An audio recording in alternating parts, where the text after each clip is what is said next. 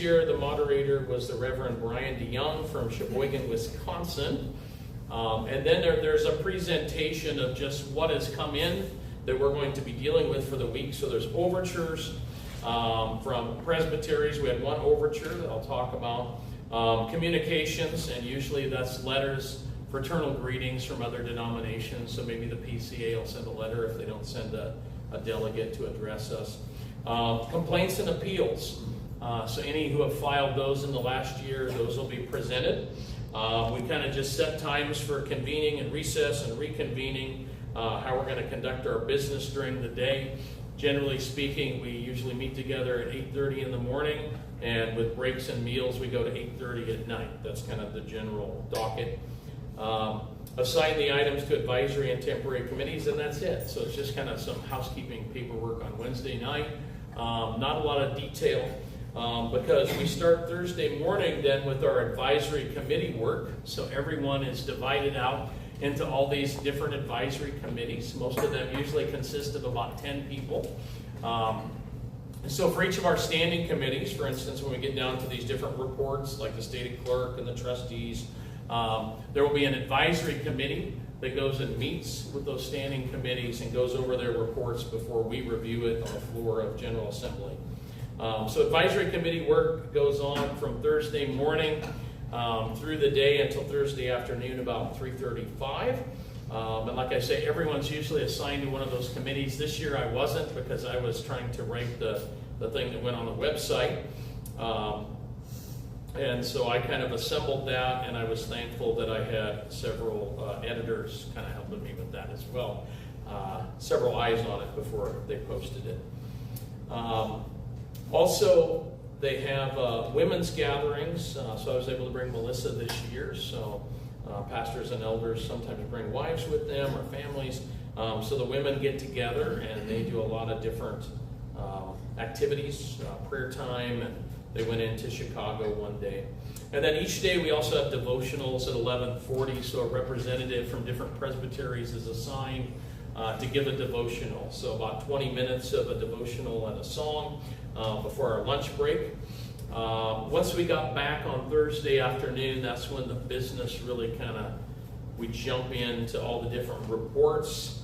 The stated clerk gives his report and what he does. Our stated clerk for the General Assembly, it's a part-time job for him. He's a full-time pastor. So in addition to being a pastor at a church in Virginia, he works about 24 hours a week on average for the General Assembly as the stated clerk. And again, that's not 24 hours every week, but usually in the spring it's busy before the General Assembly as everything's coming in and has to be compiled. He's the one that sends out all this nice information, so he's putting it all together from all the different committees. And then after General Assembly, of course, getting the minutes and everything out, there's probably a lot of work the months before and the months after, so not all during the year. He has served two 3-year terms as the stated clerk and was just reelected to his, I believe, 3rd term. And then the trustees of the OPC give their report that kind of overlook kind of the finances of the different committees and things and the work of the trustees. They always remind us every year churches can't use the OPC's employer identification number. You have to have your own. We don't want to get things mixed up there. We did elect a stated clerk. The statistician gave his report, and this is where I'll refer to some of my other things here.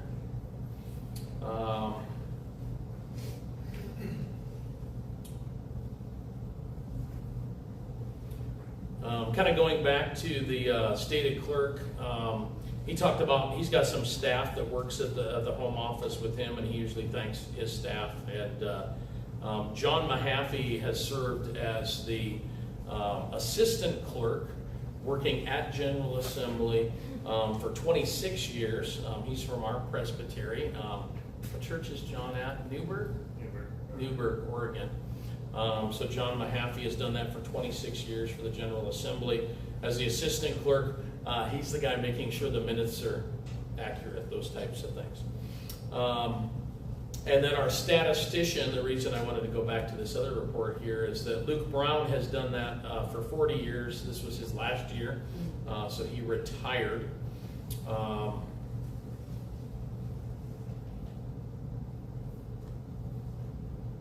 Trustees.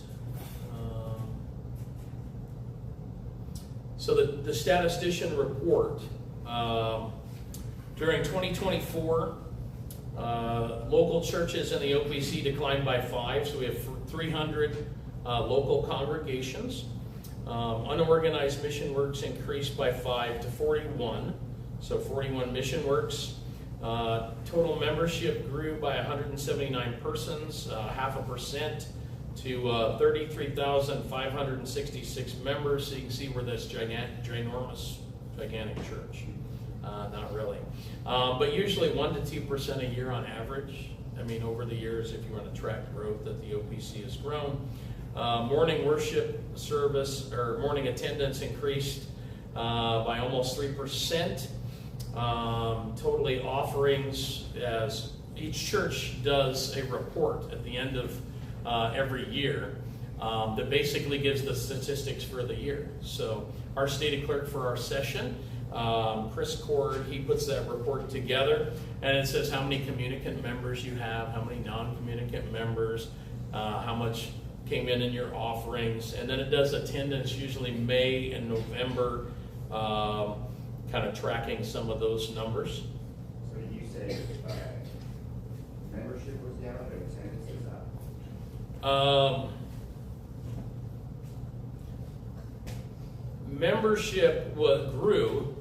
But number of churches went down. But churches went down. The number of organized churches went down. 5 churches either dissolved or left the OPC.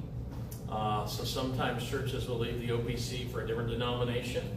Other times churches become too small that they just decide to dissolve. So there's things like that happen. But mission works, number of organized churches declined by 5, mission works increased by 5, but overall membership increased a little bit, 0.5%. And probably because I think 2 of the churches were, large churches for OPC standards that left the church. So,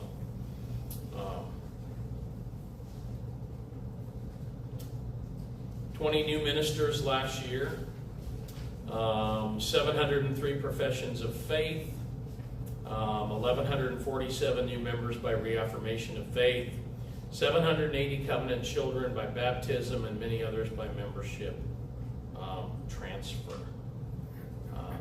And then one thing we did add as far as statistics went, that the advisory committee, one of the things that they recommended that we did pass was adding to those statistics that we give every year. Usually the statistics that are asked of us as far as attendance go is, what was your average Sunday school attendance in May?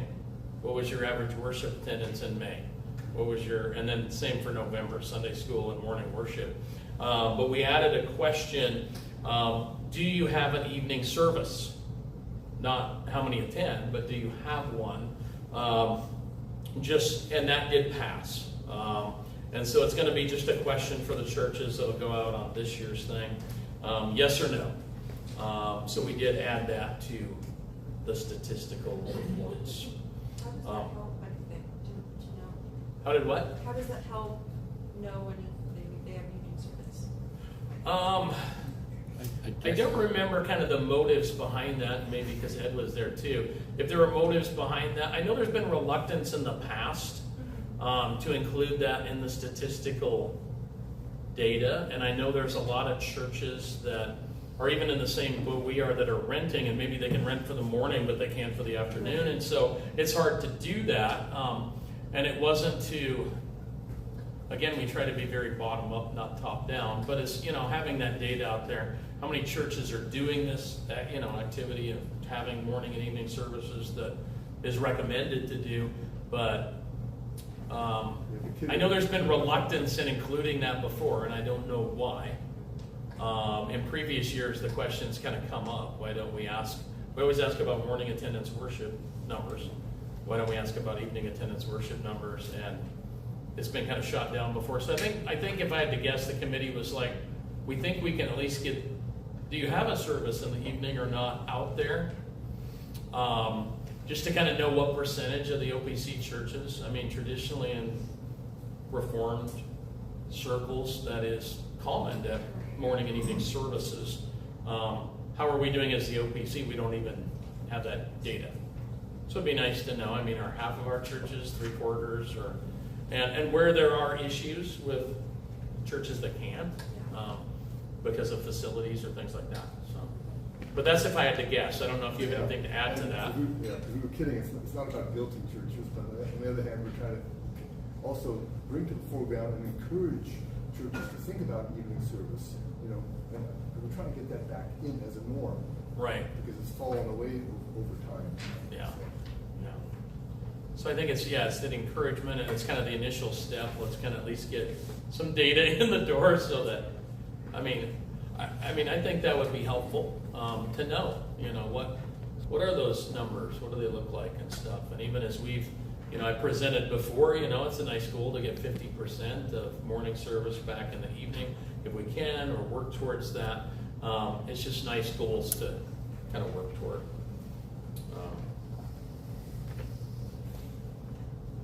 And then we did elect a new statistician because our statistician retired after 40 years. Mike Hammonds, St. Augustine, Florida. A ruling elder there was elected, and that's a 1-year term. So every year you have to elect your statistician. And if I remember the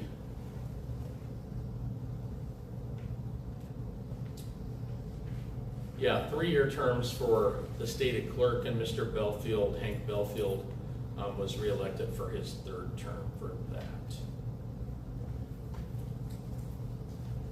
Any other questions about statistics? I know that can be kind of a boring thing. It's numbers and all that stuff. But it helps to determine kind of the health of the church. Where are we headed? Are we growing? Do we have mission works? Well, are we decreasing? Are we? The census in general is to find out, what areas might need certain things based on population, and so I'm assuming it would work in kind of the same regard. Yeah.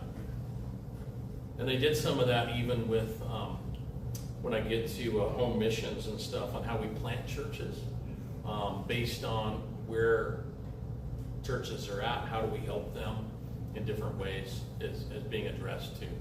With the mission works, is that just like within the nation, or is that even foreign missions as well? Or is that a different?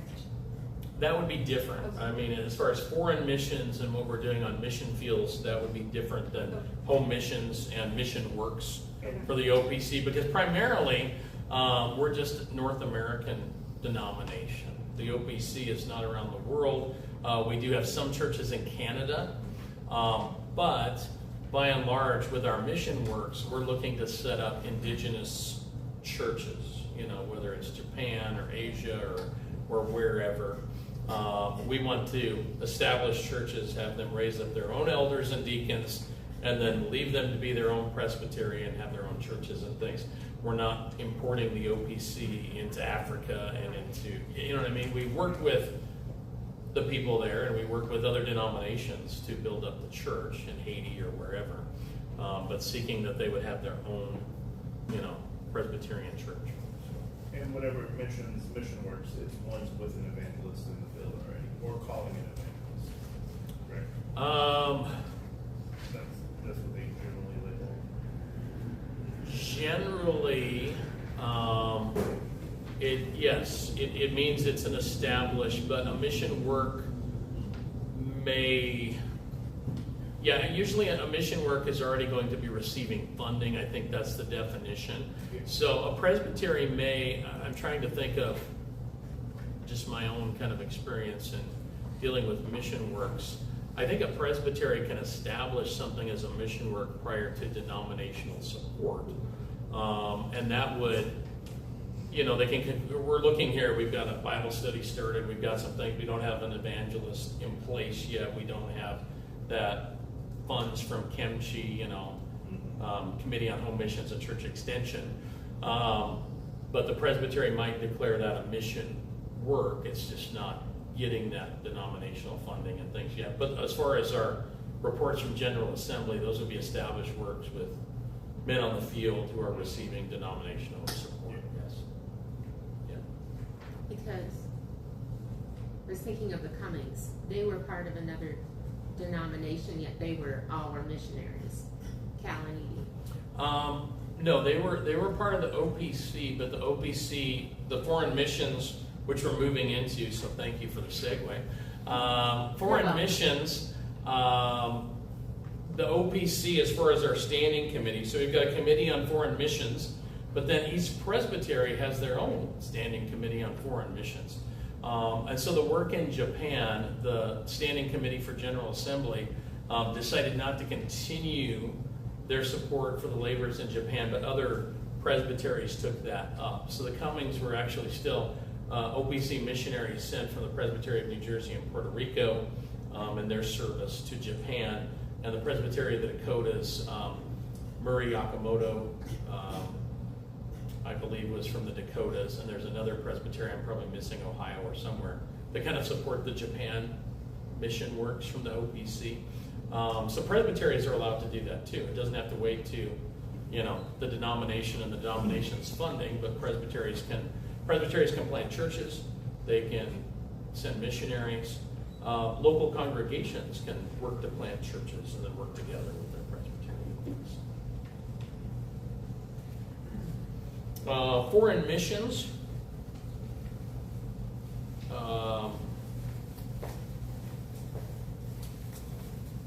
They talked about that last year was really a lot of work and preparation for what is taking place now in 2025. We had 2 missionaries come off the field and 2 go onto the field, or are just now going onto the field.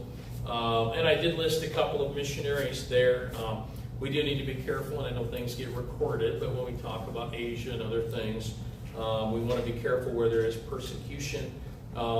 In some of these places, we got a report on things that are going on in Ukraine, and we just know about the humanitarian efforts that have been going on and the displacement of people, and just the ministry that goes on with the churches there. So we got an update with that. We also got an update from Benjamin Hopp, who is now the regional foreign missionary in Africa and Haiti. He used to be in Haiti for many years, and it became too dangerous for he and his family to live there. In fact, the mission housing where they lived has kind of been overrun by the gangs and things in Haiti. And we still have missionaries there. We need to keep praying for the Delfields who are serving there, their PCA that we work together with in the country of Haiti. But Ben Hopp is now working in the continent of Africa and working with churches that we have different relationship with. So different churches in different countries in Africa, he goes and visits and tries to help. And then also we do have those who are teaching at Knox Theological Seminary in Africa, raising up local pastors in that nation as well.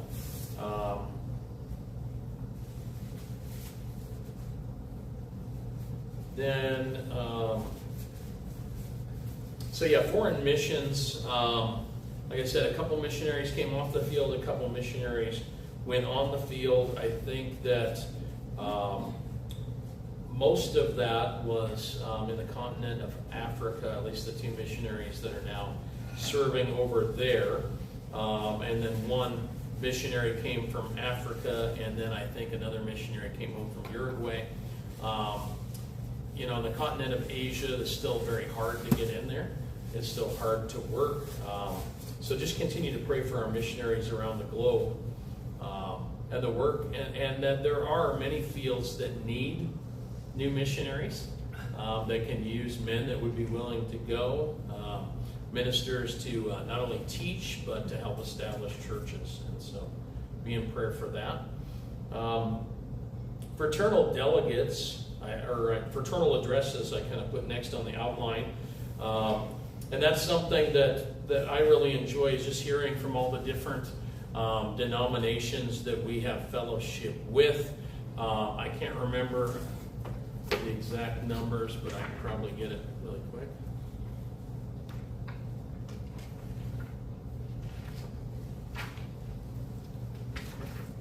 Because that statistician does a good job. The what? The statistician does a good job. Yeah. Well, the report of the Committee on Ecumenicity and Interchurch Relations, which is not to their report yet, but they're the ones that deal with our relationships with other different churches. And so at different Presbyterian and Reformed churches around the world, we have kind of 3 levels of communication with different churches.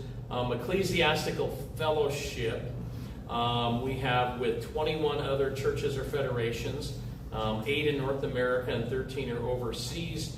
So these are things like the PCA, Presbyterian Church in America, the Bible Presbyterian Church, those kind of churches that we have kind of the closest relationship with. We also have corresponding relations with 12 other churches and federations, 2 in North America, 10 overseas. Corresponding relationship means we're kind of getting to know you, but we haven't entered into kind of a more formalized agreement that we kind of share similar backgrounds. And then ecumenical contact is just we're getting initial contact with you and want to get to know you better.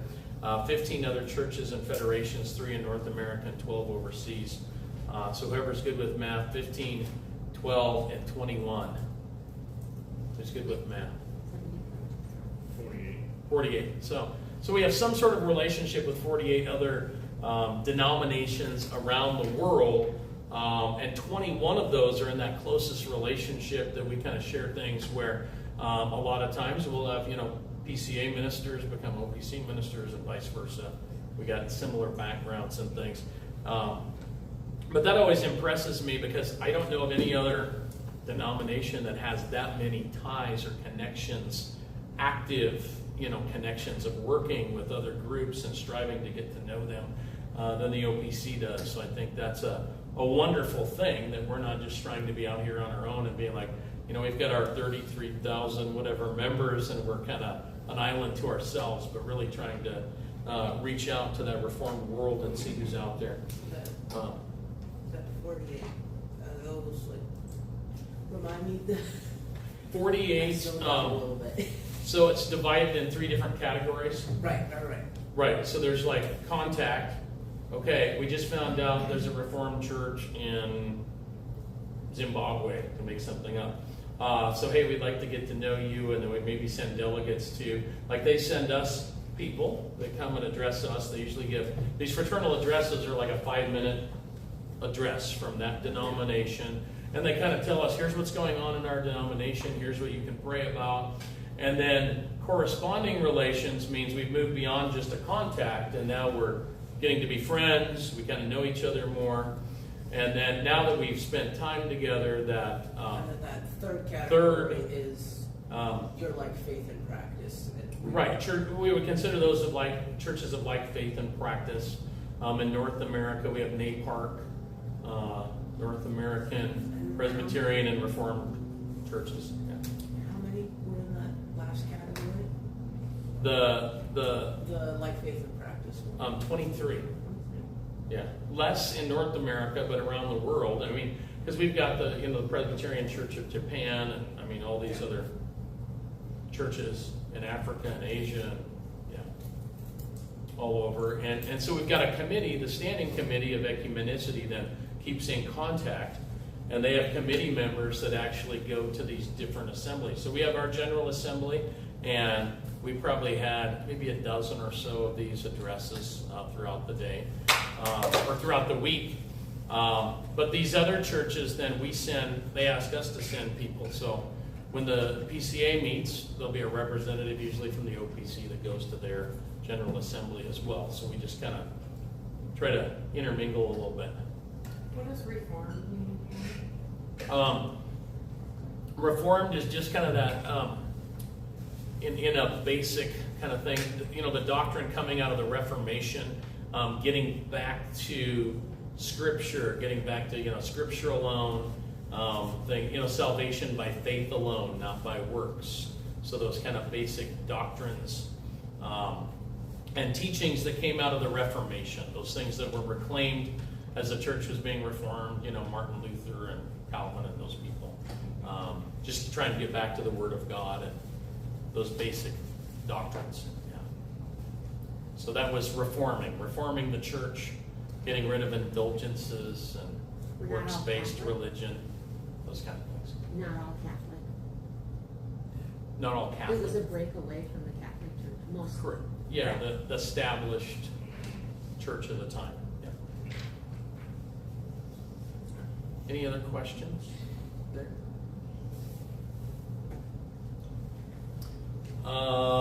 We did have a special committee that was elected last year on special committee on criminal history and officer qualifications. Last year when I was on the advisory committee, I was dealing with this overture from a Presbyterian asking for this special committee. I was the chairman of that advisory committee, but they were just asking, and just to kind of condense that story a little bit, basically in one of our presbyteries there was a church that was primarily made up of ex-convicts. So the question was, how do we deal with especially more serious issues, whether it's going to prison for murder, going to prison for sexual crimes, those kind of things.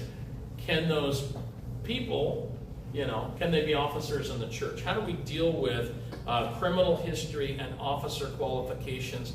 And yes, that was a unique situation, that you've got a church that's primarily made up of ex-convicts. So how do we, and they wanted to come into the OBC, so how do we deal with that?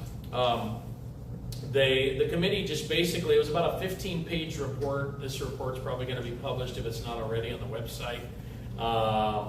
Special committee reports are listed, usually under the General Assembly tab on the OPC website. But they reminded the Assembly of the statement that was adopted last year that really leaves that final jurisdiction on the ordaining of officers to the local session. So the local session is the ones that have the authority to determine whether or not someone has the qualifications, whether they meet those qualifications to be an ordained officer in the church, to be an elder, to be a deacon.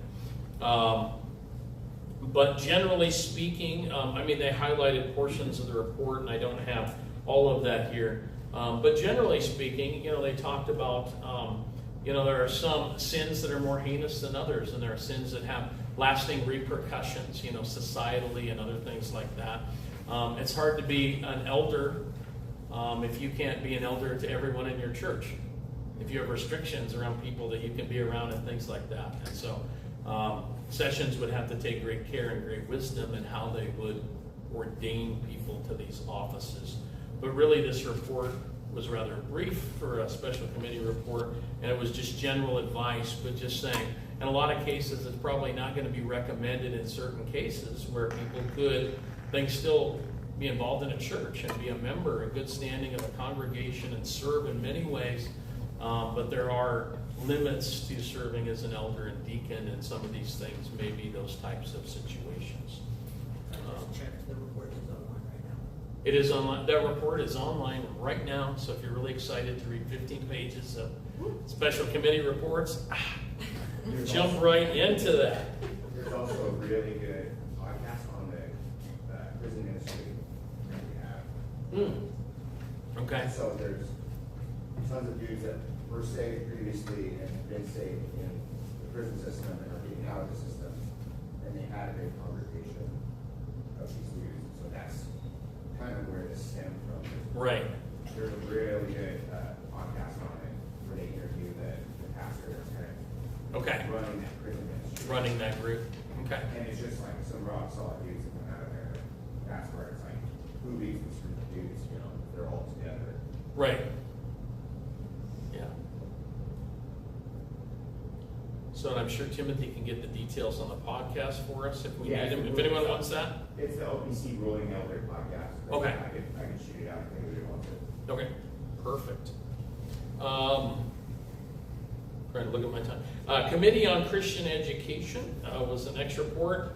Part of the highlight of that was Modern English Study Version that was in the making for the last couple of years. Committee on Christian Education is what puts out all of that literature, much of the literature on the back table, not all of it. But those little booklets that the OPC puts out, Christian Ed puts those out. They also do the New Horizons magazine each month that comes in the mail. They also do online teaching as well. They do educational classes. The Ministerial Training Institute for elders and pastors can go take different classes.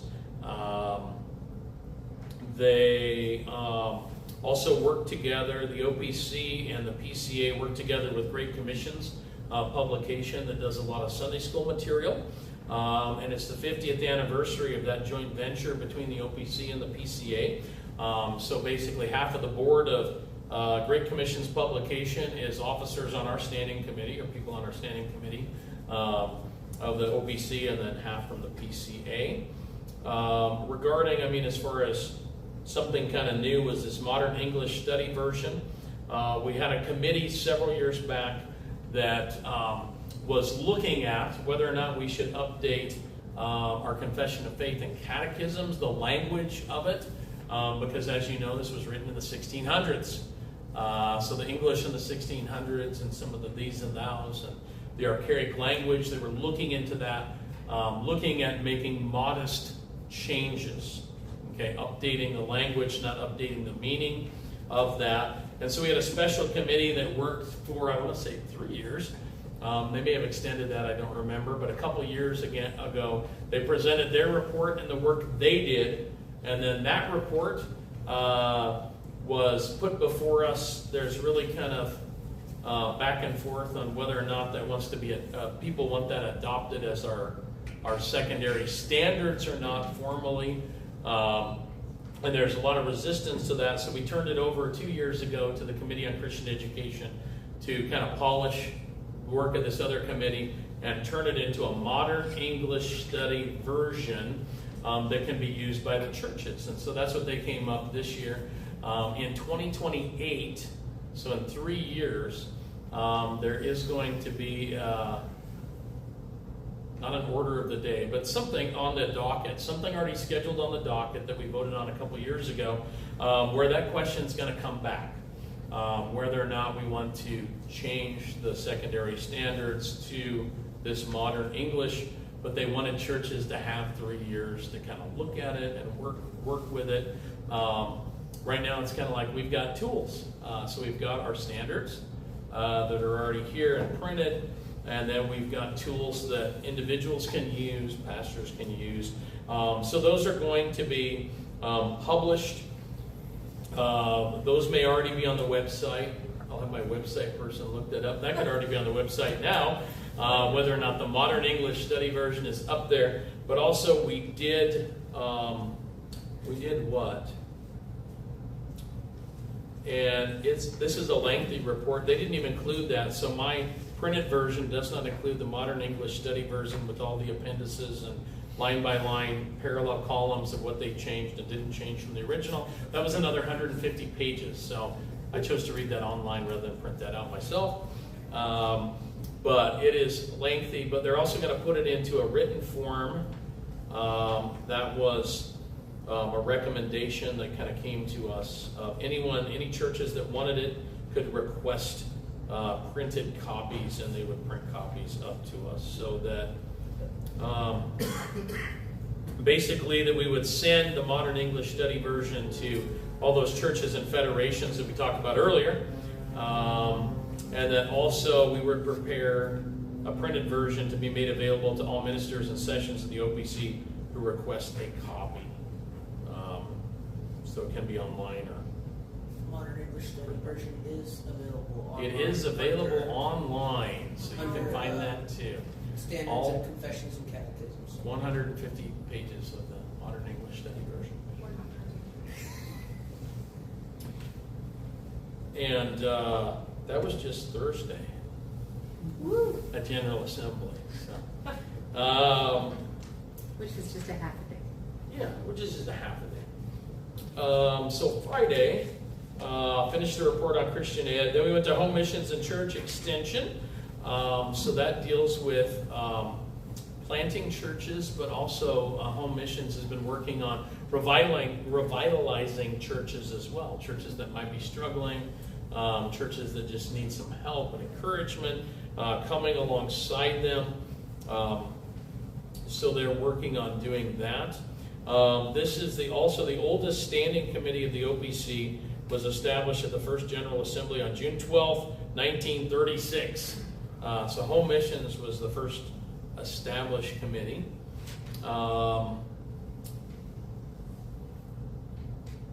So kind of looking at some growth here. At the end of 2024, the denomination had 305 established congregations, 36 mission works. In 2022, 9% of congregations were mission works. In 2023, 10.6% of congregations were mission works. And in 2024, 12% of congregations were mission works. So there's a growth that's happening, that we're planning more churches in the OPC.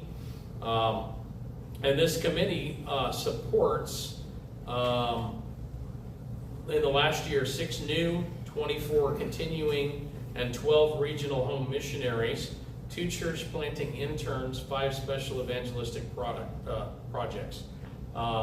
So there's a lot of resources that the denomination is putting out into that. They help support those regional home missionaries. We have one in our presbytery as well. A couple of folks spoke on their works, places that they're working in church planting. Revitalization, I already mentioned that. Some of the new changes, part of the problem with planting a lot of new churches doesn't mean you have a lot of new money. It takes money to plant churches, right? So sometimes churches need help and encouragement, and even this congregation had support from our denomination as they were being established as a mission work and becoming self-supporting. So some changes that had to be made regarding new church works going into 2026 and beyond are some just basically, otherwise the funds will run out. All of our standing committees usually have some reserve balances, but they're eating through a lot of that reserve money trying to plant churches and support people. So some of the new criteria for new mission works are they shall normally have at least 20 committed adults and $20,000 in reserve funds prior to applying for field support from the committee. So they want to have some established base before they invest money. Not every church plant, survives or gets to become a self-supporting church. The second thing was support schedules will be linked to cost of living. So it may cost a lot more, or it does cost a lot more to plant a church in Hawaii than it does in Iowa. I mean, just those kind of things. So they're going to look at, what does it cost to support a minister and support a congregation in these different areas to kind of help them better. And then the third thing, financial support from the denominational committee will be set up at 200% of support from within the presbytery up to those maximum levels that decrease every month. And so, for instance, just to use simple dollars, if a presbytery is supporting a mission work at $1,000 a month, then the denomination will support that at $1,000 a month. So they'll kind of match those funds.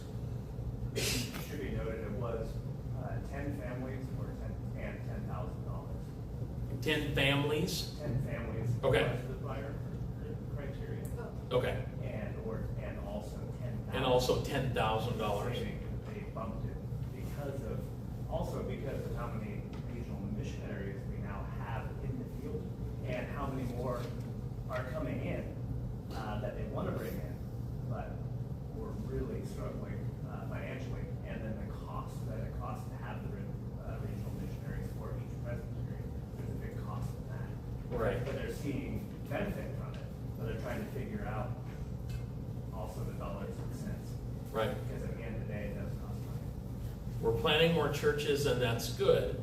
And the committees are not afraid to use the reserve funds. That's what they're for, but they also don't want to, have this great flurry of activity for a couple of years and then be like, you're all on your own now and we don't have any money to help you and support you. So they're really just looking for ways to have that longevity and how they're planning churches and how they're getting that out. And this church had support both Presbyterian and denominational for what, 8 years? Yeah. So yeah, it takes a long time to get a church established and to get things going, and it takes a lot of involvement. So whether it's foreign missions, which are important, right? We want churches planted around the globe, but also, we know our culture in this country, and we want more churches planted. We want the gospel to go into all these communities, and so it takes a lot of time and it takes a lot of effort. So the Committee on Coordination, basically when we do, like in the fall, we do the thank offering. The thank offering basically goes to these three: Committee on Foreign Missions, Committee on Christian Education, and the Committee on Home Missions and Church Extension. So those three committees get the funding that comes from the thank offering and get funding that comes from people giving to those works. Some of these other committees, they'll put out numbers and things about requests that they have. $15 per communicant member they request, or $20 per communicant member, those types of things. The Committee on Coordination, what they do is they work with all the different committees. So now we've got a problem. We're planning a lot of churches right now in the United States, in North America, and right now we're lacking on missionaries for the foreign mission field. So they've got funds and they've got reserves, but we're eating through a lot of these. So they kind of coordinate between the general secretaries of these committees on percentages, how much of the money goes to these different committees, and they all work together. So they're not rivaling each other or competing for funds, but they're working together for the good of the church, but they're also trying to help each other out. So the Committee on Coordination works with that. They also work with these other committees as well. They have representatives from diaconal ministries, ministerial care, ecumenicity, and other committees that they work together with. So they kind of handle the funds, the Committee on Coordination. They work on the combined budget for worldwide outreach committees. Those are those three committees.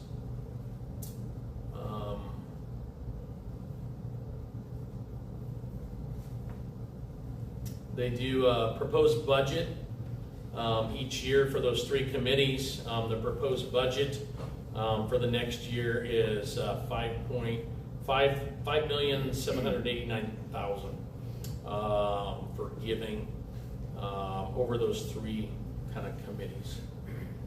The report on diaconal ministries talks about service at the denominational level.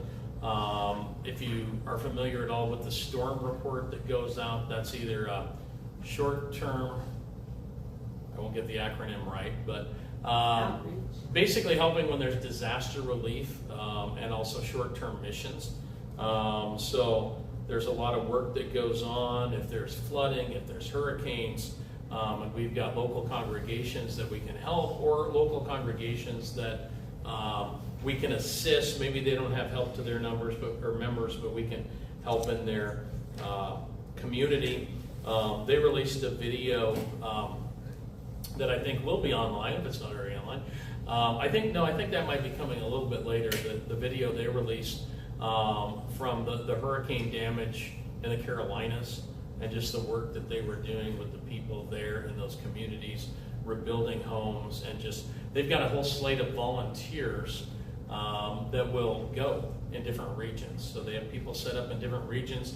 So if there's a catastrophe here in the Northwest, they have resources and people they can send to our area or somewhere else just to help people in need. So they do a lot of that, and then also work with presbyteries, diaconal committees as well.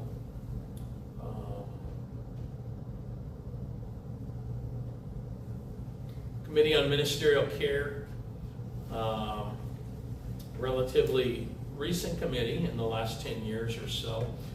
John Fickert heads up that committee. He's the director of it. That really does a lot of work with ministers, setting up sabbaticals. They have grants for getaways for ministers, things like that. OPC pension plan, they work with that. Mrs. Annika Fesco serves as a care coordinator for ministers' wives. She heads up all the activities for the ladies at General Assembly as well. And she does a great job. And she does a great job. Yeah, she does. Sabbatical grants and retreat grants to ministers.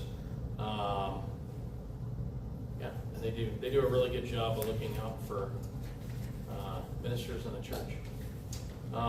Committee on Ecumenicity and Interchurch Relations. I've already kind of shared a little bit about that. That's our relationships with all these different denominations, and I already brought it up earlier because of those fraternal addresses that happen all throughout the assembly. They brought up a recommendation that we delayed until we got to our overture, and their recommendation was erecting a special committee to study the power of presbyteries to dissolve congregations. Is there ever a situation where a presbytery could decide to dissolve a congregation without the session or the church's approval? So that came out of this committee, and we went, whoa, there's an overture coming that wants to do some revisions to our Book of Church Orders, so we waited on that. And then we dealt with that with Overture 1. Historian, still got some time. Historian is Camden Busey. So there's a report from our historian. The two things that they're working on right now is we're 11 years out from the 100th anniversary in 2036. So they are working for OPC 100, working on getting that together. So you have a report from the historian and a report from the committee on the historian. These are brief reports, but they are also looking at releasing 2 books, an anthology of OPC history and a second edition of History for a Pilgrim People. So those are 2 things that they're going to be releasing. Every year they do a memorial video of ministers that passed away in the last year that they show to the assembly as well. And they'll also be working on doing some history videos. We saw a snippet of one of their history videos going back to some of our foreign missionaries in the early days, and a missionary that was kidnapped and murdered. They talked about that they're putting together, I think, for the 100th anniversary. And then we kind of got into appeals and complaints. We had 4 judicial appeals and 3 complaints on appeal at this assembly, so kind of a moderate amount of things. But you'll notice that we got into that by Friday evening, and that took us all the way through Saturday and into Monday. So a lot of the main reports are done, Thursday and Friday and into Saturday, and then we kind of bog down a little bit. We slow down to deal with these appeals and complaints. And those are things, concerns that come up from individuals and congregations that go to a presbytery, that come to the General Assembly, and then we deal with each of these issues one by one and kind of work our way through them.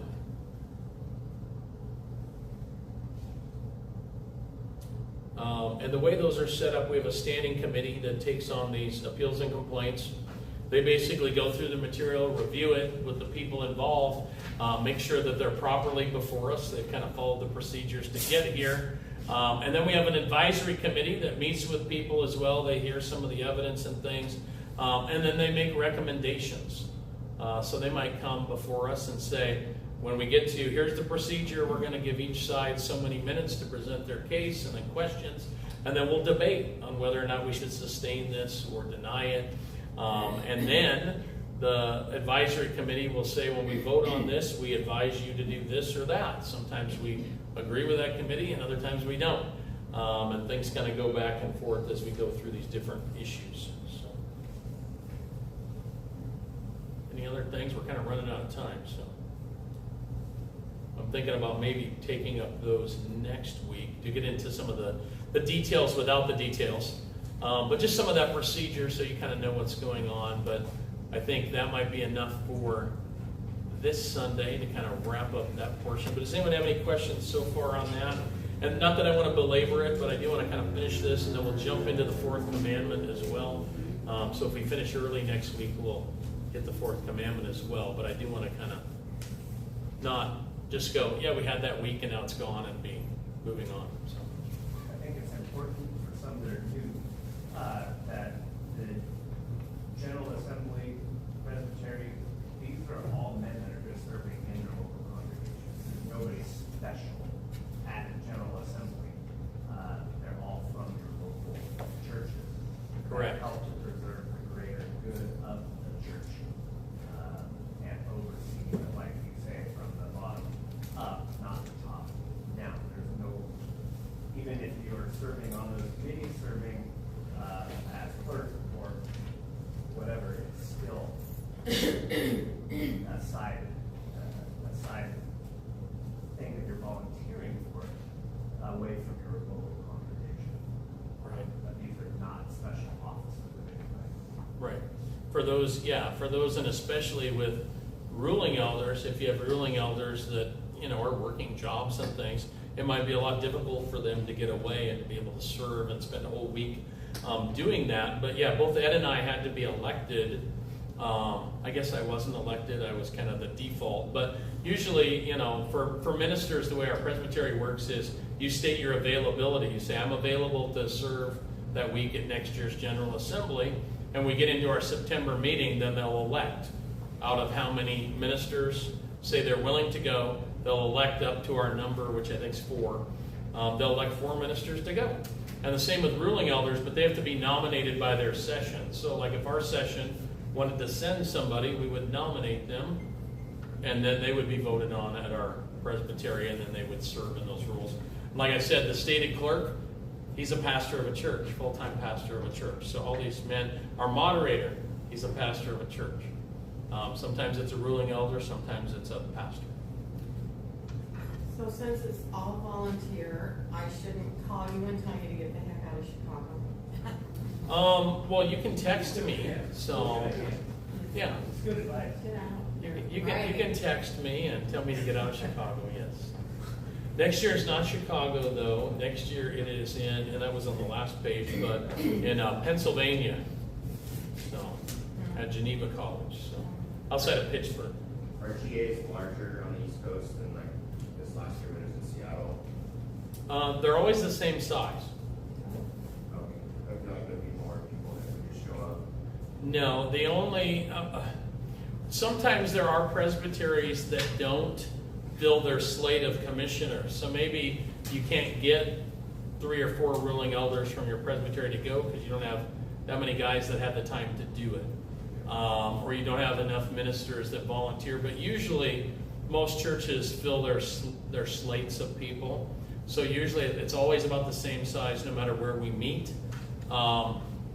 Because the General Assembly operating fund kind of that people donate to funds the work of the General Assembly. So like we're housed on a campus, so we sleep in dorm rooms, and so room and board is covered for the commissioner. Me bringing my wife, then I have to pay for that, pay whatever the college fees are for room and board and things like that. Yeah, but it's usually the same size. So, any other questions for this week? And we'll kind of pick it up and kind of wrap up next week.